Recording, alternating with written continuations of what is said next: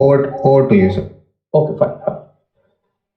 So, in 1967, an original article entitled Infantile Acute Febrile Mucocutaneous Lymph Node Syndrome Clinical Observations of 50 Cases was published by a Japanese clinician in the Journal of Allergy.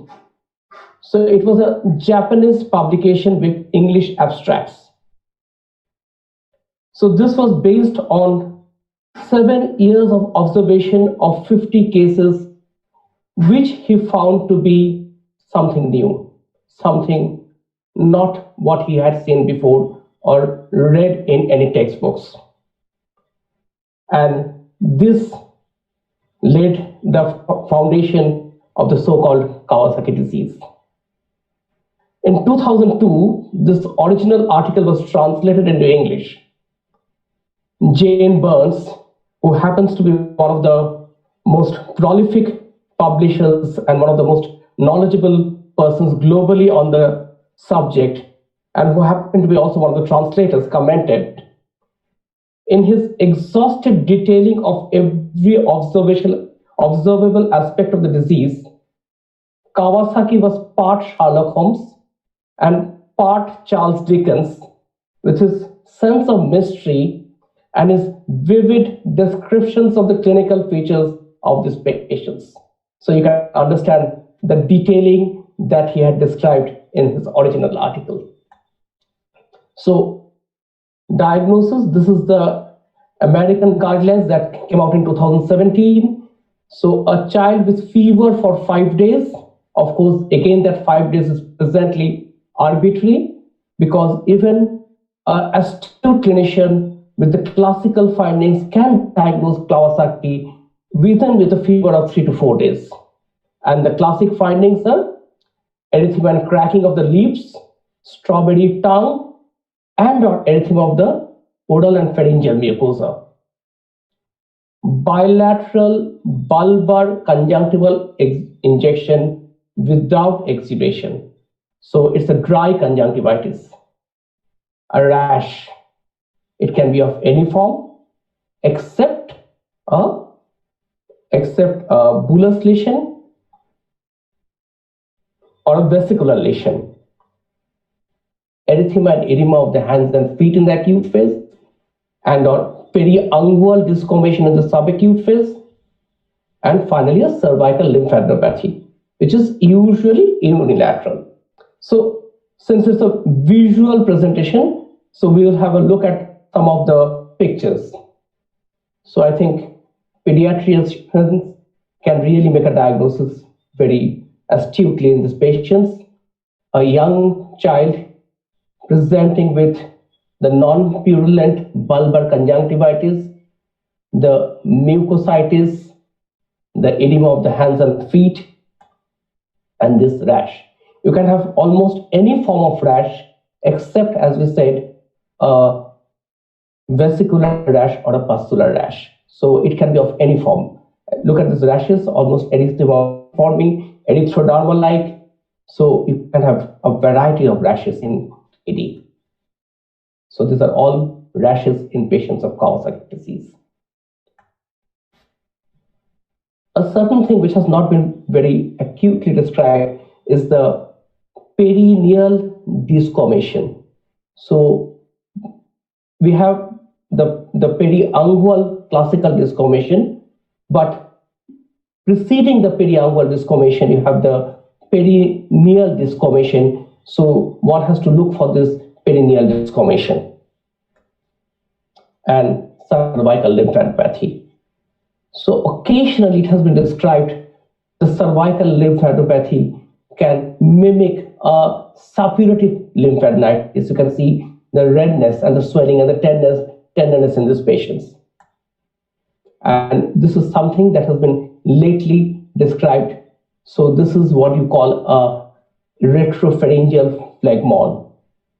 So you can see the edema over here on the MRI plate in the retropharyngeal space. So this is another presentation of Kawasaki disease with a retropharyngeal phlegmon. A very interesting finding, and this is almost pathognomic of the disease, is the reactivation of the BCG scar, present in around 10 to 15% of the patients. So if you have a reactivation, it's almost pathognomic of the diagnosis of Kawasaki disease. This is an interesting finding that we had described. Color changes in the nails. So there is a orange-brown coloration of the nails that we first described as a case series in Pediatric in Rheumatology International in 2011, and subsequently it has been described globally, and this is the final publication that we had just a month back, 10 years since the original publication, so the Indian Journal of Pediatric Dermatology. So this is present in almost 60 to 65% of the patients, and this is something which appears in the acute phase and stays for a substantial amount of time. So please look at the nails. You can come across this finding.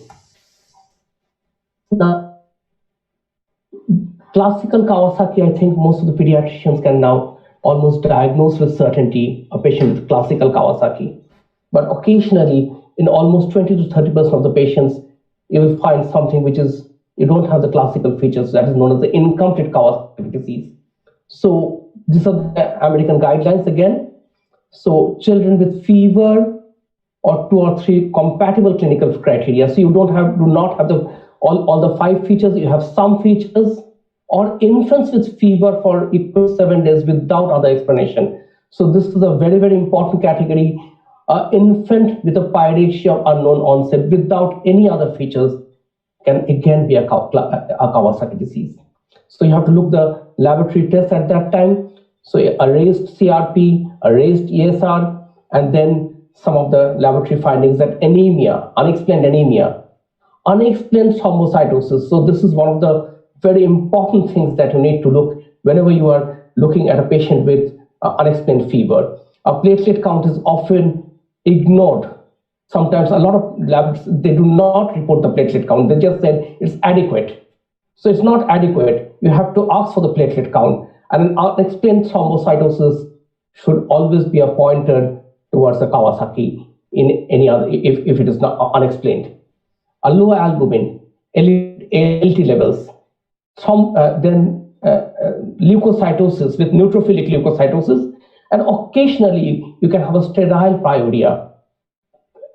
We have encountered patients of Kawasaki disease being treated as UTI, and definitely the echocardiography finally helps in solving the diagnosis. So these are some of our experiences, unusual presentations, nephrotic syndrome, macrophage activation syndrome occasionally we have encountered. This was a patient with bilateral ptosis. On receiving IVIG, you can see the improvement in this baby. This was an infant with Kawasaki disease. This was rather a neonate, a 22-day-old baby who had presented with fever for 7 days, the mucositis, the rashes, and the unexplained edema. And there were giant aneurysms over here, you can see on the echocardiography. So this is one of the earliest reported patients of Kawasaki disease, a 22-day-old baby.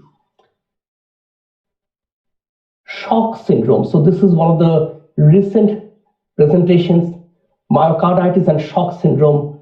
So presenting with hypotension, with very high inflammatory markers, and occasionally multi-organ dysfunction. And these are the patients, usually they'll end up in the PICUs. So the intensivists should be aware of this condition, an unexplained shock in a child. So think of Kawasaki, think of a myocarditis. So this was a 2-month-old baby with the fever for 15 days, no other finding, just an unexplained thrombocytosis. And this baby had giant aneurysms, multiple giant aneurysms, including a thrombus in one of the aneurysms. And this was again the sad story of a child who presented with fever, incomplete Kawasaki, infancy. The fever subsided. So Kawasaki, we all know, is a self-limiting vasculitis. Even untreated, the fever may subside by about 15 days.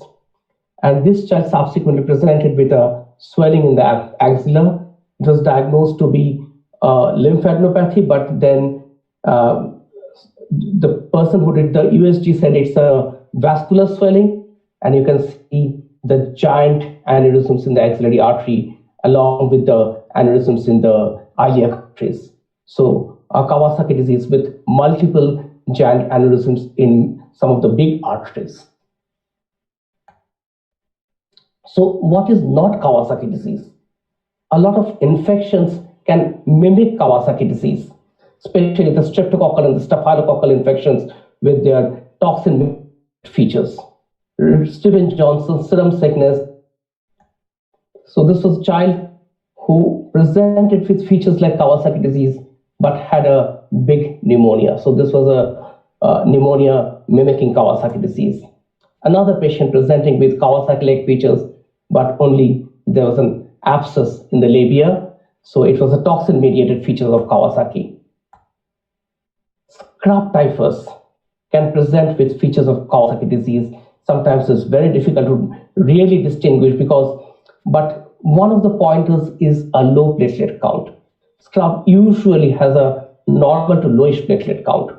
And majority of the patients of scrub, they have some encephalopathy-like features, rather drowsiness. In KD, it is more of an irritability. Occasionally, you encounter systemic arthritis, which mimics Kawasaki. So a patient, usually they are infants or toddlers, presenting with fever and raised inflammatory markers. Occasionally, arthritis, 10 to 15% of patients of KD can present with arthritis. The echo may show transient coronary dilatations, and they are usually IVIG resistant. So why identify KD? We said that it's a self-limiting vasculitis, but untreated, almost 20 to 25% incidence of coronary artery aneurysms. Remember, that is the commonest cause of myocardial infarction in children, and majority of MI occurs within the first year of onset with a mortality of 20%, because MI in children is difficult. It's very difficult to diagnose. So distribution of the arthritis, it is usually a medium vessel disease, and somehow or the other, the coronaries are the most commonly affected. So just someone asked about the histological characteristics. It's the medium-sized arteries, and very important is asynchronous affection throughout the body. So there's no mixture of acute and chronic lesions. It's like a storm.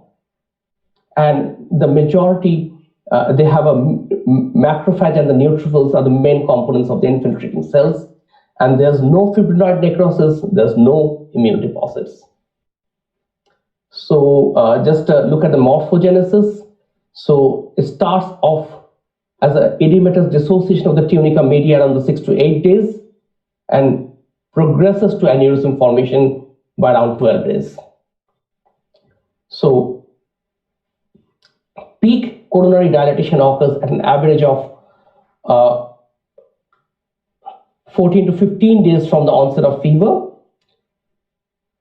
Among patients with a normal initial echo, 10.2% recorded an abnormal follow-up echo. So that is the importance of the follow-up echoes. Among those with abnormal initial echo, 27 to 32% experienced an increase in the Z-score at follow-up. Of all patients with dilatation at the convalescent phase, 23% had normal initial echo. So that is the importance of follow-up of these patients. So one should follow up these patients definitely by echocardiography, and a normal echo at diagnosis does not rule out a subsequent involvement. The goals of therapy: control of the acute inflammation and prevent long-term sequelae. The treatment is standardized intravenous immunoglobulin 2 grams per kg along with aspirin. So dose of aspirin, presently most of the centers have moved away from the higher doses. So it's either 30 to 50 mg per kg, and some of the centers are even using the antiplatelet dose of aspirin from the very beginning. So timing of IVIG, so that remains controversial. As soon as you diagnose, give the IVIG. Kawasaki is a clinical diagnosis. Even if you cannot do a echocardiography at diagnosis, and remember that echocardiography should ideally be done by a pediatric cardiologist, because otherwise the coronary involvement is missed. So the timing should be as fast as possible, preferably within the first 10 days, but there's nothing sanctum about this 10 days. So if a patient even presents late, but with persistent fever, raised inflammatory markers, do not hesitate to administer the disease, administer IVIG. And it reduces the incidence of CA to 1 to 5%, and usually very prompt defervescence. So if a patient does not respond, the IVIG non-responders, 10 to 15% of patients will not respond to the first dose of IVIG. So the options are, you give a second dose, but again 30% will not respond to the second dose. Pulse methylprednisolone 30 mg per kg per dose for 1 to 3 days, and infliximab. We at our center are presently using infliximab for the last 3 years. So, and there's a lot of data now, real world data, which shows that infliximab is a good therapy. It's a safe and effective drug for treatment of IVIG refractory KD. So steroids role was always controversial, but presently since the publication of the RAISE study in Lancet, so steroids are also part of the protocol. So addition of prednisolone to the standard regimen of intravenous immunoglobulin improves coronary artery outcome in patients with severe coronary artery disease. And this was a publication in last year from if a patient presents with aneurysms at diagnosis. So over there, you have to intensify the treatment along with IVIG. You have to give either infliximab or corticosteroids. So just a word from Professor Surjit Singh, what he wrote in Indian Pediatrics. To the uninitiated, the diagnosis of KD may seem like an enigma. There seems to be more of art than science in arriving at a diagnosis. KD remains a purely clinical diagnosis and for the hardcore clinician. It cannot be overemphasized that the diagnosis rests on the recognition of a typical temporal sequence of a constellation of clinical features, with none of the features taken individually being of any diagnostic significance whatsoever. So any child with fever and the classical features, infants with disproportionate irritability and persistent cry, remember that can be a presentation of KD, infant with PUO, fever with unexplained thrombocytosis, raised inflammatory markers, a child with unexplained shock, cervical lymphadenopathy with rashes, and I think the list goes on. Think of Kawasaki disease. You have to think of the disease to diagnose the disease. So this is some of the pictures from our Indian delegates at the Kawasaki disease, the 12th International Kawasaki Disease Symposium 2 years back in Yokohama, Japan in 2018. You can see some of the luminaries, including Professor Surjit Singh, who's, I think, can be considered as our Indian Kawasaki. And this is my fanboy picture with the great man. So before I end my presentation, just a word from Kawasaki, Dr. Kawasaki. Be strict and sincere to medicine, be kind to heartwarming to patients, and reading textbooks and papers is important, but seeing patient carefully is much more important. Thank you. Thank you, sir.